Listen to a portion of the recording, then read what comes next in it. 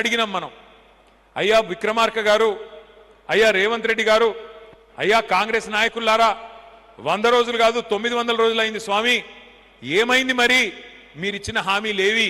420 హామీలు ఇస్తిరి, ఏవి అంటే మొన్న ఈ మధ్యన ముఖ్యమంత్రి గారు చాలా విచిత్రంగా మాట్లాడుతున్నాడు. కొత్తగా మొన్న ఆదిలాబాద్ పోయి అక్కడ స్పీచ్ ఇస్తున్నాడు ముఖ్యమంత్రి గారు.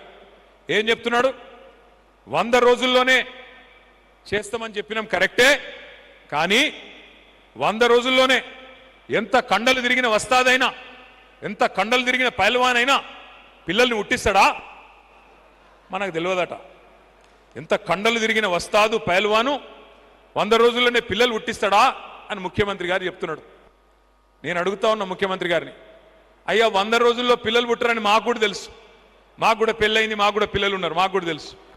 కానీ నేను అడుగుతున్నా రేవంత్ రెడ్డి గారు, 100 రోజుల్లో పిల్లలు పుట్టలేదు ఓకే, 3 నెలల్లో పుట్టలేదు ఓకే, కానీ 30 నెలల్లో కూడా పుట్టకపోతే మరి ఏమని పిలవాలి నిన్ను? నేను అడుగుతున్నా. 3 నెలల్లో పుట్టరు ఓకే, నో ప్రాబ్లం, 30 నెలల్లో పుట్టలే మరి ఏమనాలి నిన్ను? నేను ఏమన్నా అన్నాం అనుకో, ఆయన కోపం వస్తుంది.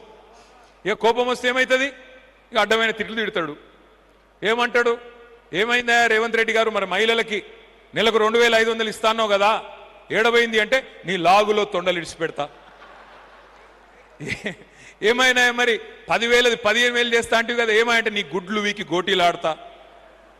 ఏమైనా మహిళలకు 2500 ఇస్తా అంటివి కదా అంటే నీ పేగులది, నీ మెడలు తీసి, నీ పేగులు తీసిన మెడలు వేసుకుంటా.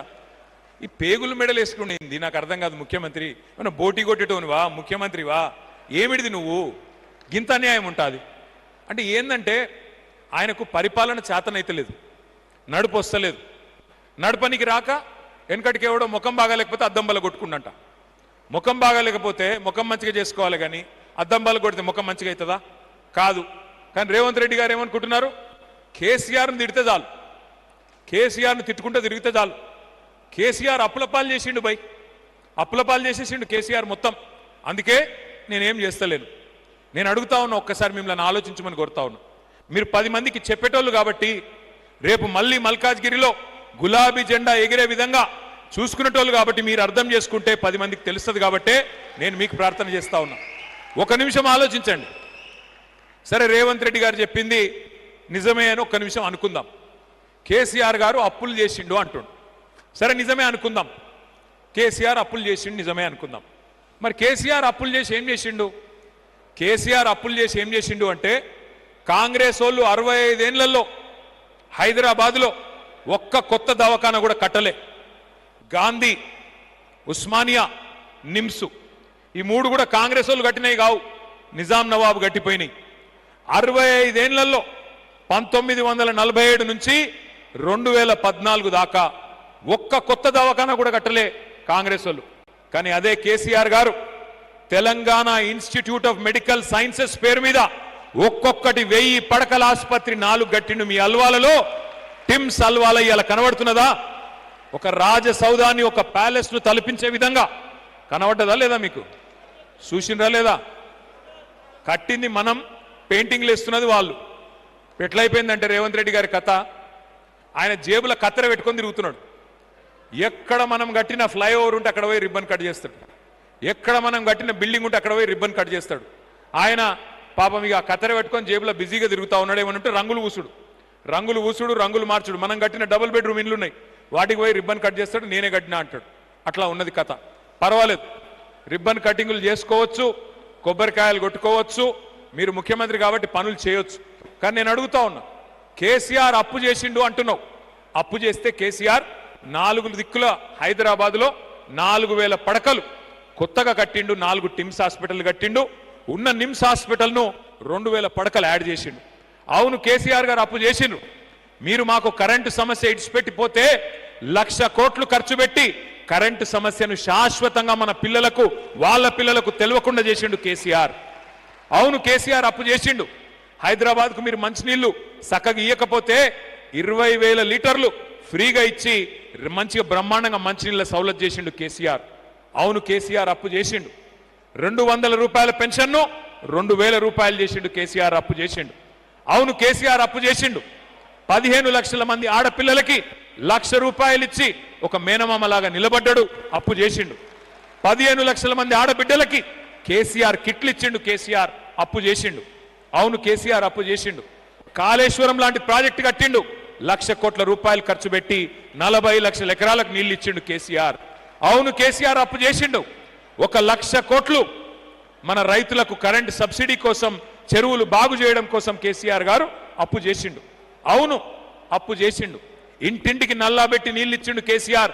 మారుమూల తాండాలు, మారుమూల గూడాలు, గిరిజన తాండాలలో కూడా కేసీఆర్ గారు మంచినీళ్ళు ఇచ్చిండు. కేసీఆర్ గారు అప్పు చేస్తే 1000 గురుకుల పాఠశాలలు పెట్టిండు. కేసీఆర్ గారు అప్పు చేస్తే జిల్లాకు ఒక మెడికల్ కాలేజ్ కట్టిండు, జిల్లాకు ఒక నర్సింగ్ కాలేజ్ కట్టిండు. 33 కొత్త జిల్లాలు పెట్టి జిల్లా కేంద్రాలలో కలెక్టర్లను, ఎస్పీలను కూర్చోబెట్టిండు కేసీఆర్. ఇట్లా చెప్పమంటే ఇంకో గంట చెప్తా నేను. కేసీఆర్ ఏం చేసిండు 9.5 ఏళ్ల అంటే.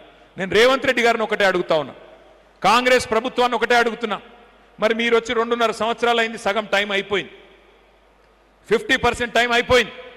మరి మీరు కూడా 4 లక్షల కోట్ల అప్పు చేసిండ్రు. మీరు 4 లక్షల కోట్ల అప్పు. కేసీఆర్ 10 ఏళ్లలో 2,80,000 కోట్ల అప్పు చేస్తే నువ్వు 2.5 ఏళ్లలోనే 4 లక్షల కోట్ల అప్పు చేసినావు కదా. ఒక్క పని చూపెట్టు. హైదరాబాద్లో కొత్తగా ఒక్క ఇటుక పెట్టినవా? ఒక్క ఇల్లు కట్టినవా? కేసీఆర్ గారు 1,00,000 డబుల్ బెడ్రూమ్ ఇల్లు కట్టిండు. నువ్వు 2.5 ఏళ్లలో ఒక్క కొత్త ఇల్లు కట్టినవా? ఒక్క పేదవాడి గృహప్రవేశం చేయించినవా హైదరాబాద్లో? ఒక్కటంటే ఒకటి కట్టలేదు. కానీ ఎన్ని ఇల్లు కొట్టిండు, ఎన్ని ఇల్లు కొట్టిండు హైడ్రా పేరు మీద. గరీబోళ్ళ బస్తీల మీద పడి, జోపడ పట్టీల మీద పడి, కూలగొట్టి, ఎత్తవతల వాడేసి గరీబోళ్లను హింస పెట్టిండు రేవంత్ రెడ్డి. అదే కేసీఆర్ గారి ప్రభుత్వం 9.5 ఏళ్లలో హైదరాబాద్ మహానగరంలో మీరు తెలిసో తెలియకనో ఎక్కడన్నా గవర్నమెంట్ జాగలో ఇల్లు కట్టుకుంటే 2.5 లక్షల మందికి జీవో నంబర్ 58, 59 కింద పట్టాలిచ్చిన నాయకుడు కేసీఆర్. నేను అడుగుతా ఉన్నా రేవంత్ రెడ్డి గారిని, మీరు ఇచ్చిన హామీలు ఒక్కటి కూడా చేయలే. 420 హామీలు అమలు చేయలే. తులం బంగారం ఇయ్యలే, స్కూటీలు ఇయ్యలే, విద్యా భరోసా కార్డులు ఇయ్యలే. 10వ తరగతి పాస్ అయితే 10,000, 12వ తరగతి పాస్ అయితే 15,000, డిగ్రీ చదివితే 25,000, పోస్ట్ గ్రాడ్యుయేషన్ చేస్తే 1,00,000 రూపాయలు, పిహెచ్డి చేస్తే 5 లక్షలు. 5 పైసలు ఇచ్చినావా ఎవరికన్నా? కేసీఆర్ గారు దళిత బంధు పేరిట ఆనాడు 10 లక్షల రూపాయలు దళిత సోదరులకు ఇచ్చినాడు. నువ్వేం చెప్పినావు? 12 లక్షలు ఇస్తా అని చెప్పినావు. 12 పైసలు ఇచ్చినావు ఎవరికన్నా? నేను అడుగుతా ఉన్నా, ఏ వర్గం మిగిలింది నువ్వు మోసం చేయకుండా? ప్రతి వర్గాన్ని వంచినావు. ఇవాళ అంటున్నాడు మా ఆడబిడ్డలతోన 1 కోటి మంది మహిళల్ని కోటీశ్వరులు చేస్తాడంట. 1 కోటి మందిని కోటీశ్వరులు చేసేదాకా వదిలిపెట్టాడంట. నేను ముందే చెప్పిన మీకు, ఈయన 1 కోటి మంది కోటీశ్వరులు చేసేవాళ్ళు కాదు, తులం బంగారం ఇచ్చే బ్యాచ్ కాదు, మెడల పుసల తాడు కూడా ఎత్తుకపోయే దొంగలు వీళ్ళు, దండుపాలెం దొంగలు అని చెప్పిన నేను. ఉన్నారు కదా ఇక్కడ మీ దగ్గర కూడా దొంగున్నాడు అల్వాలలో.